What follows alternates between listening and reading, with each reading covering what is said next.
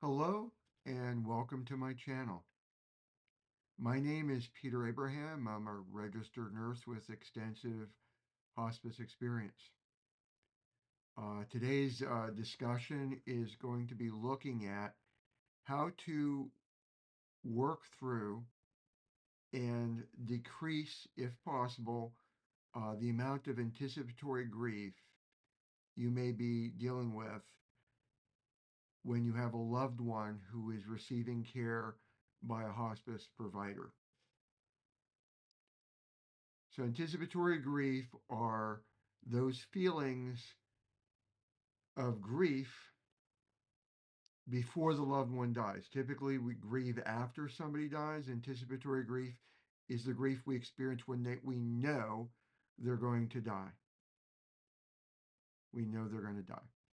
So before I go into the discussion on this topic, like previous episodes, I like going over what's happened since the last filming and go over areas of gratitude in my own life because I do believe that's a way to build resilience, and resilience will help you in any form of grief, anticipatory or otherwise.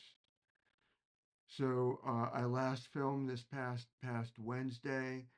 I'm still working on the book Beyond the Living Will, creating an effective advanced directives, as suggested by Martin, who I met in the hospice and end of care life group. I just completed chapter 3 out of 10 chapters, plus there's several appendices today. So that's a good thing. I love my wife dearly, and we're planning this new adventure. We moved to Kentucky late last year. We're hoping to start a vegetable garden this year. This will be a first for both of us. She has done gardening from a landscaping, perennials, and non-edible plants, but we want to grow plants to help our food intake. And so we made a trip to a local library, and I'm back. I love reading, so I'm back to reading books. And I do have ebooks, but I'm back to reading books. And tomorrow we're going to be picking up some seeds at a local library. They're having a seed event. And Ed, one of my colleague nurses, suggested two books on gardening. One of them came in that I'm going to pick up tomorrow. And the other, thank God, event in terms of gratitude is today's not over. This is the last day of the month. But as of now, 500 books sold on Amazon of the 40 books that I've written since July of last year. Yes, that's a lot of books. But when you have, kind of phrase, when you're a geek and a nerd and you're not working because of an unexpected termination, you could work a lot of hours beyond the 40 to do something you love to do. And on top of that, I know this material. I've lived this material. So writing things down comes easy for me. One of these days, I do plan on writing fiction works. Don't know how long it's going to take me for that. But in areas of gratitude, as of this filming, 500 books sold. I don't know what will happen between now and midnight, but last month was 273. And the royalties for the books for this month would surpass what I would make if I were making Social Security. So thank you, God, for your provision. So, enough about areas that I'm grateful for. I want to talk about anticipatory grief. This is normal, it is very typical, and is very similar to the 5 stages of grief. So, Elizabeth Kubler-Ross wrote the work about grieving. And so, in terms of her work, I'm just going to look at some notes. You got the 5 stages. You know, you're in denial. This is not happening. Not me, not my loved one, not this situation. You're in complete denial. They're not terminal. They shouldn't even be on hospice. They're not terminal. You have the anger. And the anger could be at various parties: anger at yourself, anger at why didn't you go for that chemo or that therapy or whatever it is. You're angry at God is extremely common, and our God is so big he can take the anger. It's not a sin to be angry at God. I'm not telling you to do it, but it's how we act and what we do with those feelings. So if you're angry at God, God's bigger than all of us. He could take your anger. So there's anger. There's bargaining. Well, God, I'll give you this if you give me that. Or to the doctors, I've actually been present. Or just take something that I've been personally involved in, and is actually one of the events that I believe may have connected to why I got unexpectedly terminated. And that's when a family member asked me why a very young person got a very rare form of cancer, glioblastoma. But I still remember the patient, my first visit with this patient, very young, extremely healthy otherwise. I am a geeky nerd, so I am not physically well built. Um, a grandmother could probably beat me up and throw me up and down. I'm not a fighter to begin with. But this gentleman was extremely well built, fatigue. My understanding, we go to the gym. One of the areas we had to deal with from a hospice perspective is he was asking for physical therapy. He wanted to get better. Part of the brain cancer impacts everyone differently. So in all my patients who ever had glioblastoma, eventually they all lost mobility. They're wheelchair bound. But this gentleman was not only wheelchair bound, he was hemiparaplegic, so that meant that one side, so his entire right side couldn't, he could lift up his right hand to about here, had to use his left hand to lift it up any higher, could not use his right leg, and was wheelchair bound because of that. Had both expressive and receptive aphasia. Aphasia is trouble speaking. Expressive aphasia is you know the words in your head that you want to use, but the wrong word comes out. Receptive aphasia is that when I say a word that I know I said correctly, you don't hear the word I said, you hear something else, and that creates a lot of communication barriers. So, this gentleman was in complete denial that he had terminal brain cancer. The only reason it was caught, he was in a motorcycle accident, again, healthy otherwise, but after the motorcycle accident in December of the 2023, January 2024, brain scan, he had cancer. They did operate, but according to the oncologist, there was about, I forget whether it was 1% or 5%, but there was enough left, couldn't do anything. The doctor gave a timeline, and this timeline, I believe, he received back in March, very early April, was like 1 to 3 months, and I'm seeing him the end of April, beginning of May, and it was very. I was told like he kicked out other workers, so I always take the approach of I'm going to pray before I go in. Um, to myself, praying in silent, God, just give me the wisdom and let me be encouraging. And while I don't hide that I'm a hospice nurse, because we wear a badge, I'm wearing scrubs. I have a backpack. Um, there's equipment involved in some of it's as hospice labeling, so to speak, but I don't broadcast. So I still remember going in to see this gentleman and telling him that like we did arrange for a level of physical therapy that we could get by with Medicare. Medicare is very funny when it comes to, I don't mean funny, hilarious. It's actually funny, sad. Granted, that's ironic to use the word funny. But Medicare, let me be blunt, is awful. Let me use that word, is awful when it comes to certain types of care. So when people want Medicare for all, you literally don't know what you're getting. I'm not saying we don't have a broken system, but we arranged to have physical therapy for this gentleman. and at least as it relates to safety, and had the potential to help him have better function. And I'm there, and he asked me, when I'm asked point blank questions, I'm not going to be a politician. I'm not going to lie. I'm not going to circle back. I may try once to distract, but if it's repeated, I'm not going to play the political games. My patients are human beings and they have rights, and I'm going to respect them, their feelings and their rights. So when this gentleman was going in and saying, "I'm going to get better, aren't I?" And this is my first time seeing them, so I'm being very cautious with my answers. My initial answer was, "This is my first time seeing you." He did allow me to do the full assessment. I was so grateful to God. Thank you, God, for that. Because I was told, kicked out everybody else.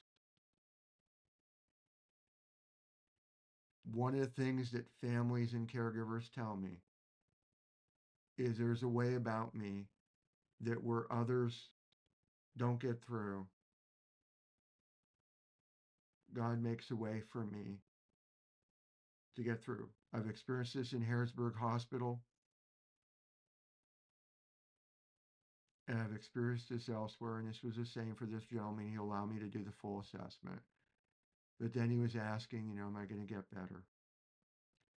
And at first, I'm trying the this is my and it's the truth. This is my first time seeing you. I've established a baseline. I'm going to be back, and I was seeing him in the beginning twice a week. I'm going to be back, and time will tell. This is what we know. But he pressed the point. I need to know. And then I went to the fallback, again, speaking truth, but it was the fallback because I personally don't have anything because it's my first time. The fallback is his own oncologist. I said, I read, before I came here, I read all of the reports. I take what I do seriously. So before my visits, especially if it's the first, I'm reading the oncology notes. I'm reading the notes from everybody else, the chaplain, the social worker. There were no aid visits at this time. He had paid caregivers coming in. I read their notes too, by the way. Thankfully, they were good at keeping them. Some better than others because they were different caregivers. And I said, according to your oncologist, this is what they said. And then I paused, and there was silence. And then I said, how do you feel about that? So nursing science, but there's the human part. And that human part that matters beyond belief because we have to have that connection to serve. This is a service, and no human being is elaborate. This is a service. And he started getting sad and weepy. And he started begging me. This goes into the bargaining. Can't I heal him? He literally asked me to heal him. I remember that vividly. And I also remember when he said those words, I was so grateful for his caregiver that day because not only was that caregiver had a more unique, but it was a biblical name. Between the name and the event, it reminded me of the book of Acts when Peter and John went to the temple and there was this man begging that was a cripple. And Peter looked upon the man and said to the man, "Look at me." And the man, and I'm paraphrasing here, uh, was expecting Peter to then give him some funds, some money. And Peter, I don't have any money to give you, but what I have. And he prayed. Now in that particular case, Jesus healed, and I do believe in the miracle of healing. But that reminded me of that passage. So I said, I can't heal you, but I serve a God who can. And as a side note, yes, I am a nurse, but faith is 24/7. Faith is not not clothing that I take it off when I go to work and I put it back on when I get home, or I take it off and then on Sundays I put it on. Faith is 24/7. So I said to the gentleman, I can't heal you, but I serve a God who is a healing God. Said, if it's okay with you, I can pray for you. And he agreed. So to me, this is not proselytizing. And so his caregiver and we joined hands and we prayed over this gentleman for healing. But part of grief is that bargaining. Can you? Is there anything that can be given up to receive a different outcome? Then is when you don't get that bargaining, and when I'm going over this in linear, but grief is not linear. We're not linear. We're not a book. So there's depression. So there's sadness and depression. Sadness comes and goes. Depression is something that stays and stays, and is sadness that's not going away. And as a side note, they believe it was in the spring, summer of 2022, late spring, early summer of 2022, a major scientific study came out declaring and invalidating a belief that was held for a number of years. It's not a chemical imbalance, so don't rush to the antidepressants. They take 6 to 8 to 12 weeks to potentially work, and in the meantime, can cause you to be suicidal, increased anxiety, and a whole bunch of other side effects, and you don't even know, was it the drug after that 6, 8, 12 weeks, or was it just that you work through things and now you're taking a medication you don't really need that's going to give you side effects? That's its own story. But depression can be, my experience, worked through. And then you also have the acceptance of the outcome. Anticipatory grief is very, very similar. You've not yet lost the person, but I had as part of the thumbnail when you came into this video is you get sad and tearful. Acknowledge those feelings. To this day, when I see something as an angel food cake, and that happened today, my grandmother, as a treat, would make angel food cake. It was not often. We grew up very poor. But when I see it, I become teary eyed and I think of my grandmother. So acknowledge your feelings. There's also fear and anxiety.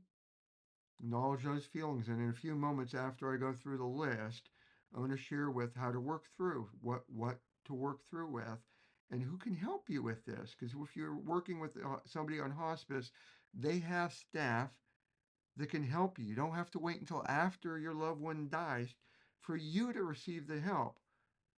One of the many reasons I love and adore hospice, it's there for the entire family, not just the patient. You matter.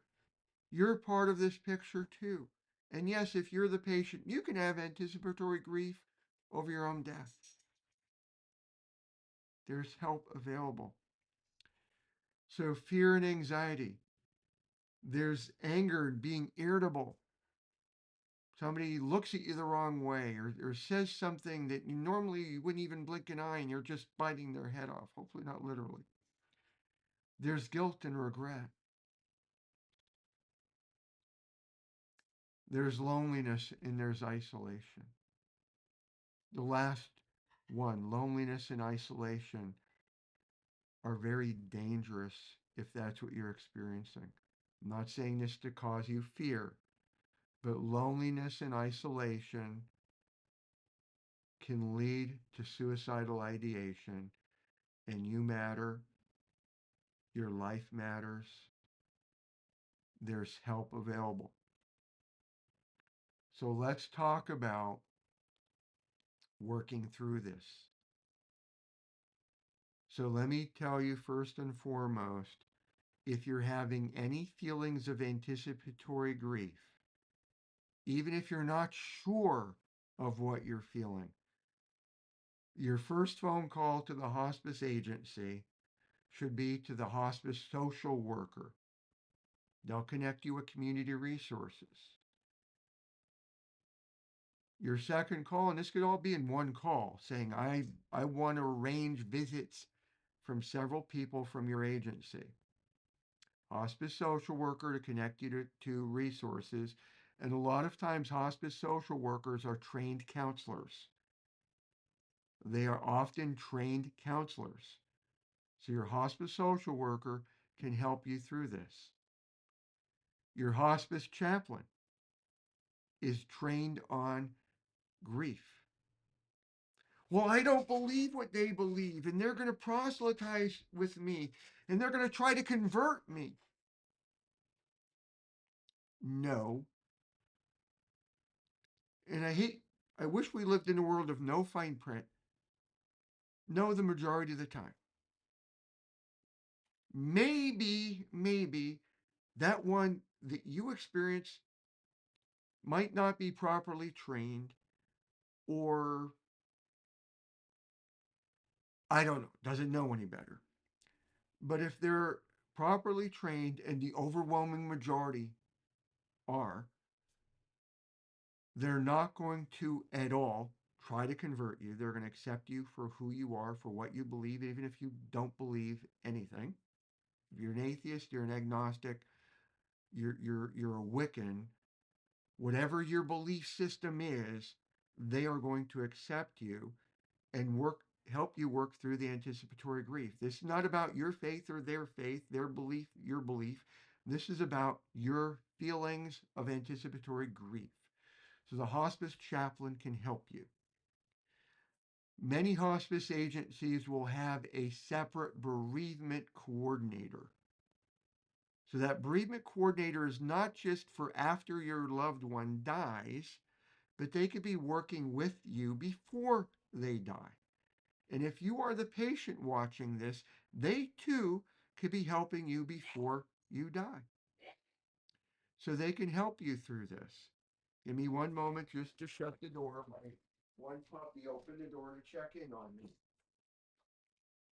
So you have the hospice social worker, the hospice chaplain, and the hospice bereavement coordinator. You could also talk this through with your hospice nurses. I mentioned earlier, I wish we lived in the world of no fine print. Everyone is different. There's some nurses like myself that are what we refer to as holistic nurses. So I am an holistic nurse. So holistic means the whole body, mind, spirit, and soul. So when we work with our patients, their friends, their families, their caregivers, those of us who practice holistically are often trained on how to help people through areas outside of medical, the pharmacy, the pharmacological end. So talk to your nurse, and maybe they're holistically trained, and maybe they can help you through this with the others. Don't just rely on one. This is a village. Remember, I shared with you loneliness and isolation are the worst of them all. Head on. Anticipatory grief. Deal with it head on. So let me back a little bit. We're talking about emotional anticipatory grief. Let me grab a book real quick and find where I have it. So in this book, this is for hospice nurses, the complete hospice visit, I go over why it's so important to try to plan and prevent crisis.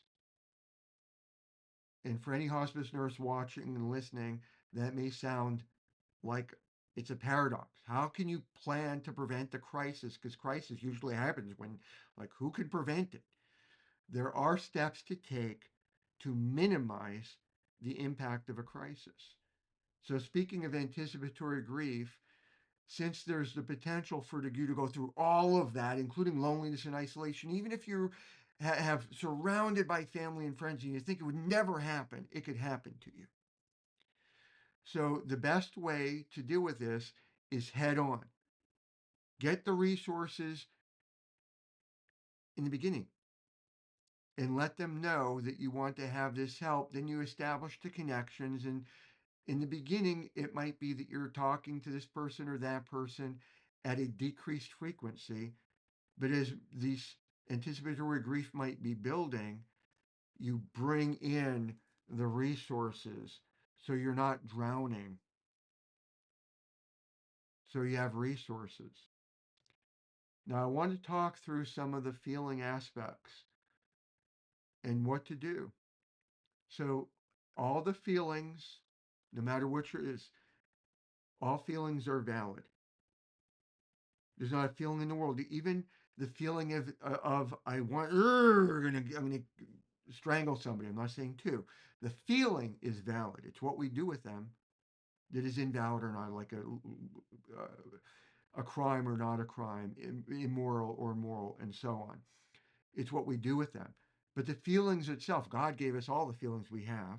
I'm not trying to preach to you, but all feelings are valid. It's what you do with them. Now, what I find it works, and it works for me, it may or may not work for you, and that's why I'm saying seek all these other resources because the village can help you. What works for me is I look at building resilience. I mentioned resilience in several episodes, and that'll be part of the theme for this channel. If you have resilience, which is snapping back from tragic events, resilience is that snap back. And sometimes it takes time, but you snap back. So look for the areas of silver lining. What areas can you be grateful for? What's the positive? Find areas of gratitude, things to be grateful for. That's why I start off more and more of these episodes with what am I grateful for, to remind me and to share with you. What are you grateful for? And if you've had any wins, no matter how small, medium, or big, remember the wins. And when these feelings hit you, acknowledge the feeling. And if you need a moment to just give yourself a hug or get a hug from somebody, or just sob. That Friday, the June 14th, when I got terminated unexpectedly, I was numb, and then I got home and I was crying, and it took me a while. Acknowledge and sob. It's okay. Cry. It's okay. But then start getting out of that, circling the feelings into what can I do now? Could I read a book? Could I read the Bible? I pray. I'll take my dogs on a walk. I still remember earlier this month, our dogs got 5 walks. That's the most they've ever had in one day. So you become active and don't circle those thoughts. Watch a movie. The other day I've been struggling. I'm still trying to find employment. And yesterday I reached out for the Lifeline screening. That's the part-time RN telehealth consult. Tom, who's head of HR, where do I stand? Is there going to be an interview 3 or am I out of the loop? And Tom replied back, Beth is still interviewing others. And my wife and I discussed, and somebody mentioned about, even though Hospice Care Plus is only advertising full-time positions for an admission nurse, for a registered nurse case manager, as well as a night shift on call, which I'm not a night shift person. Why don't I just, I update, made sure my resume was up to date, wrote a cover letter, filled out their application, and sent an email that had a mini cover letter in the email to director of HR for Hospice Care Plus. Now that was yesterday, but I'm going through feelings of sadness because even though the book sales are beyond my expectations, beyond, I didn't know if a single book would sell, and 500 sold already this month. 273 the month before, 272 the month before that. Back in July, first book, 81 sold. 500, huge for a newbie aspiring book author. It's huge. Didn't know what to expect. I'm still going through emotions of grief. Will I ever be able to work as an RN? There is full-time work out there with a lot of caveats. The 12-hour shifts, will they take me unvaccinated? I already checked with Hospice Care Plus. They will take me unvaccinated, but they don't have part-time openings. And I don't want to get into a situation of 50, 60, 70, 80 hours a week, which with hospice, it's feast or famine. When it's famine, everybody's worrying, are they going to lose their job? It's rare, but most of the time in hospice, it's feast. I don't mind 45 hours a week, but 50 hours every week, which is what I experienced with Grain Hospice, one of the hospice agencies I work for. Lovely agency, love my coworkers for the most part, but I was averaging 50 hours a week. Most weeks were 60 to 70 hours, 80 hours was not uncommon. You don't have time to process these emotions. You have time to process them. And by the way, since I mentioned agencies, Lifesong was a hospice agency that terminated me, whether it was ageism, uh, because I answered that family member for that glioblastoma patient who asked about why, and Dr. Patrick Gilhole from Grain Hospice said he strongly believes it's the COVID-19 injectables, or was it advocating for my lung cancer patient for palliative sedation? Never, I don't know if I'll find out. Time will tell. I strongly believe it was because of having, I'm sorry, telling the family the truth about the injectable products. But I was feeling down, so I watched Tubi's one of the free streaming video platforms out there. Watched a very uplifting comedy, The Last Dragon Slayer. So do something that's going to be uplifting and encouraging, which nowadays can be very hard on TV shows that has sex and violence. And I'm not trying to just tell you what to watch. You do you. I'm doing me. To me, uplifting is not watching people, get really, we have enough violence and stuff in the real world. I want uplifting. So where I'm going to end with, because I'm looking at the time as this is filming. Acknowledge your feelings, silver linings, gratitude, take the win. And where I'm going to leave you with, I do want to say a prayer with and for you. I'm not trying to convert you, by the way. But this is my favorite prayer. It's from Philippians chapter 4, verses 4 to 8. And I do want to focus on some things. If you're still watching, this might be a 5 minutes to go. I didn't time this live. This is what version is this? Oh my word. New American Standard Bible. It's supposed to be the most literal, so it's not the easiest to read. Starting in verse 4, Philippians chapter 4, verses 4 to 8. Rejoice in the Lord always. Again, I will say, rejoice. Let your gentle spirit be known to all people. The Lord is near. Do not be anxious about anything, but in everything by prayer and pleading, with thanksgiving, let your requests be known to God. And the peace of God, which surpasses all comprehension, will guard your hearts and your minds in Christ Jesus. Finally, brothers and sisters, whatever is true, whatever is honorable, whatever is right, whatever is pure, whatever is lovely, whatever is commendable, if there's any excellence and if anything worthy of praise, Think about these things.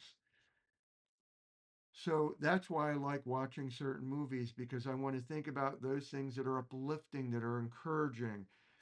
And part of that verse, the Lord is near. So if the Lord is near, what are we to fear? What are we to be anxious about? If we are feeling anxious, pray. If you like what you're seeing, like, subscribe. If you have any questions, whether it be about hospice, holistic nursing, symptom management, anticipatory grief, grieving, becoming a hospice nurse, being a hospice patient, dealing with chronic illnesses and disease, comment below. Thank you for watching. God bless.